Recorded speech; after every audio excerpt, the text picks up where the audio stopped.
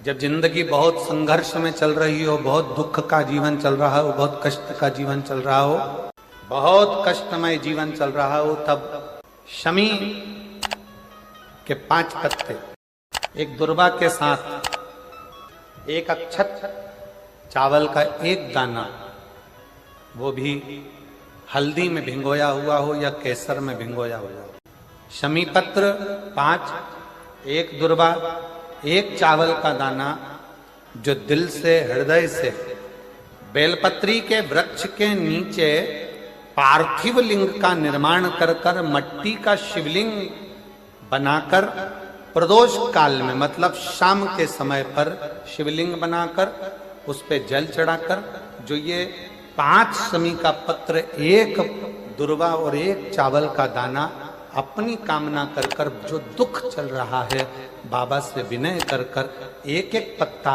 जब समर्पित कर दे, फिर एक दुर्वा समर्पित कर दे, फिर एक चावल का दाना समर्पित कर दे और बाबा का वहीं पर पुनः विसर्जन कर दे, 3 महीना तो जाने दो, 15 दिन के अंदर वो दुख कटता जरूर है, चाहे कोई भी दुख, किसी भी तरह का दुख क्यों नहीं।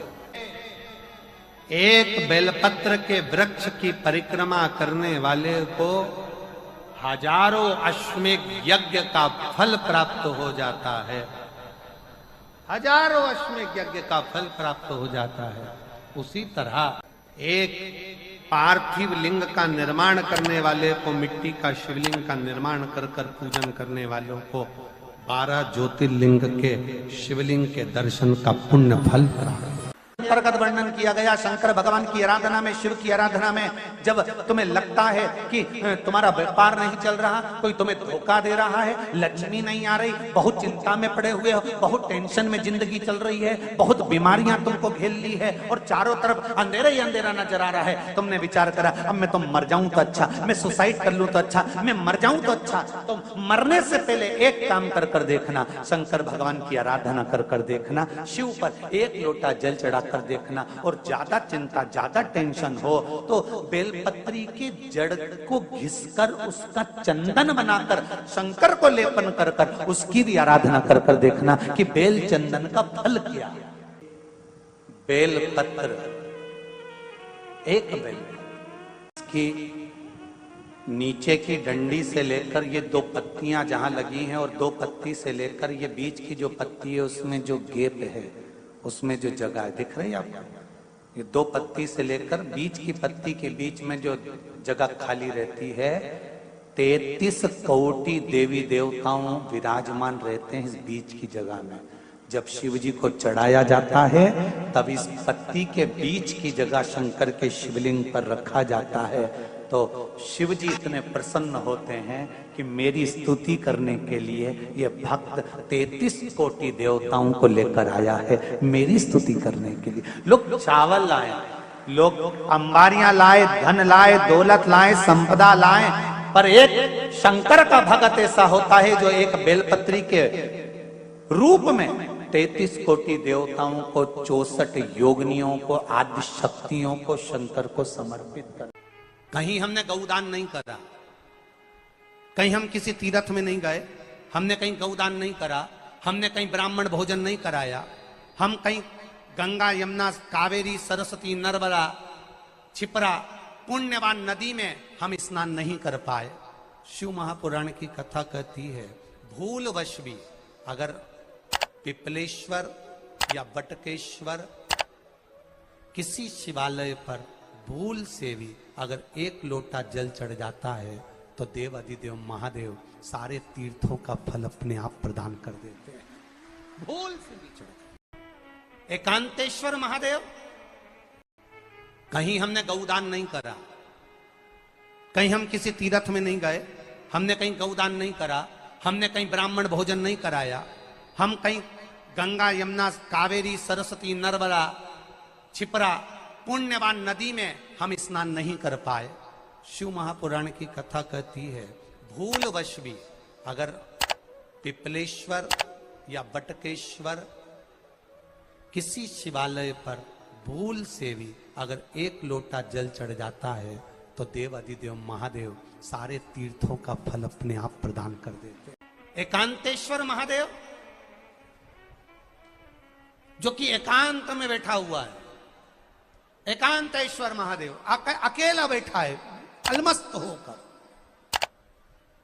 आप जा रहे हो गाड़ी लेकर, आप 4 व्हीलर गाड़ी में जा रहे हो, ट्रैक्टर में जा रहे हो, ट्राली में बैठकर जा रहे हो, क्रूजर में बैठकर जा रहे हो, 2 व्हीलर गाड़ी में बैठकर जा रहे हो, और एकांतेश्वर महादेव का मंदिर दिख गया कोई एकांत में, भले उसका नाम नहीं मालूम तुमको कि कौन सा महादेव, पर अकेला बैठा है जंगल में, वृक्ष की छांव में, एक ओटले पर, कोई दीवार नहीं, कोई जाली नहीं, कोई गेट नहीं, कुछ भी नहीं। शिव मंदिर में जाकर 1 लोटा जल समर्पित करती थी, और शास्त्र कहता है कि शंकर के मंदिर में अगर 1 लोटा जल कोई एक परिवार का व्यक्ति भी समर्पित कर रहा है तो समझ लेना कि वो अपनी 71 पीढ़ी को पार लगा रहा है। वो अकेला नहीं, 71 पीढ़ी को पार लगा रहा है। शिव महापुराण की कथा कहती है जब बच्चा गर्भ में आता है, माता के गर्भ में जब संतान आती है, और माता के गर्भ में जब संतान रहती है, उस 9 महीने में स्त्री नारी अगर कहीं शंकर के मंदिर के सामने से निकल जाए,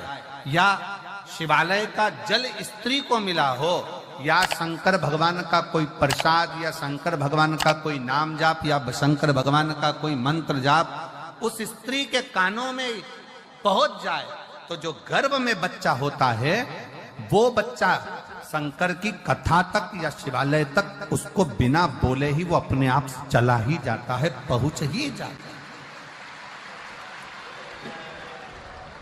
उस गर्भ में रहने वाले बच्चे को भगवान शंकर के मंदिर के सामने से भी कोई गर्भवती स्त्री निकल कर चली जाती है तो उसका भी फल उसको प्राप्त हो जाता है, उसका भी फल उसको प्राप्त हो जाता है। और वो फल साधारण नहीं होता। क्यों? बेलपत्री को जब भी चढ़ाया जाता है तो पीछे की डंडी पकड़कर नहीं चढ़ाया जाता।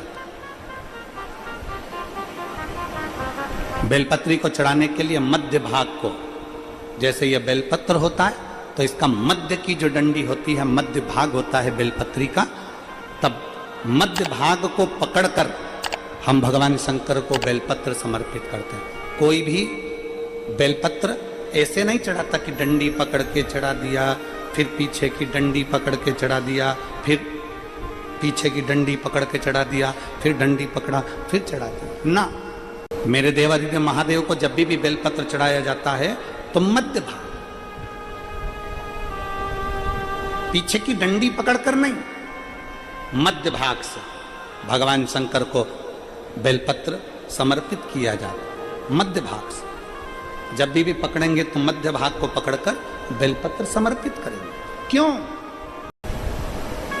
क्योंकि हमने भगवान शिव को मध्य भाग पकड़कर इसलिए समर्पित करा कि ये केवल बेलपत्र का मध्य भाग नहीं है मेरे शंभू, मेरे हृदय के मध्य भाग को मैं आपके चरणों में समर्पित कर रही हूं। मेरा दिल, मेरा हृदय, मेरा चित्त मैं आपको दे रही हूं। मध्य भाग एक विश्वास के साथ दे रही हूं। इतनी सुंदर बात नंदी ने कही है।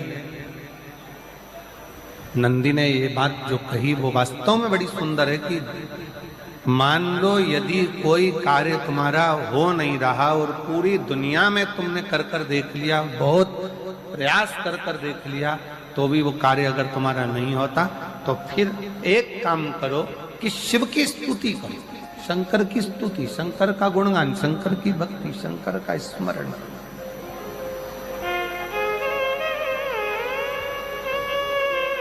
फिर शिव की स्तुति करिए, शंकर से विनय करिए, शंकर से निवेदन करिए, शंकर का गुणगान करिए। शंकर की भक्ति होती कब है? शंकर का स्मरण कब होता है? शंकर की भक्ति कब होती है? शंकर की कथा सुनने में मन कब लग सकता है? जब अपने भीतर की अभिमत्ता, अपने भीतर का अहम, अपने भीतर का अहंकार, अपने भीतर की आसक्ति, अपने भीतर का काम, अपने भीतर की तृष्णा जब दूर हो जाए तो समझो कि आप शिव में मन लगा बैठे।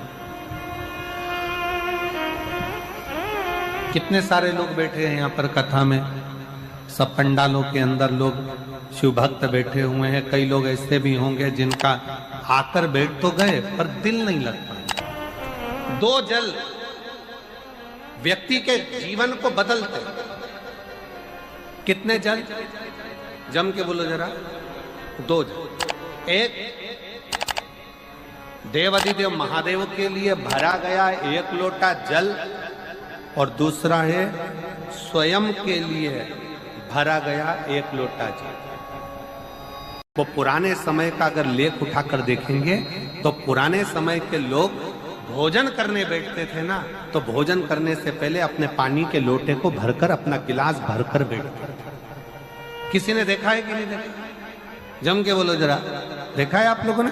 पुराने समय के लोग जब भोजन करने बैठते थे, पुराने समय के लोग जब भोजन करने बैठते थे तो अपना पानी का गिलास, अपना पानी का लोटा पहले भरकर आसन लग जाता था। बहू आसन लगा देती थी, बहू खाना बना देती थी, घर की पत्नी खाना बना देती थी, भोजन बना देती थी, घर के लोग भोजन दे देते थे। थाली कोई भी लगा कर ला कर दे, थाली कोई सजा कर ला कर दे, पर घर का जो व्यक्ति खाना खाने बैठता था, भोजन करने बैठता था, वो अपना पानी स्वयं भर कर बैठता।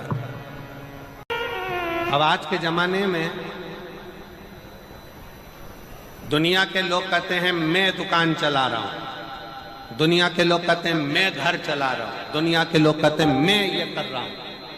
तुम अपना खुद का पानी भरकर तो बैठ नहीं रहे और कह रहे हो कि घर चला रहा हूं।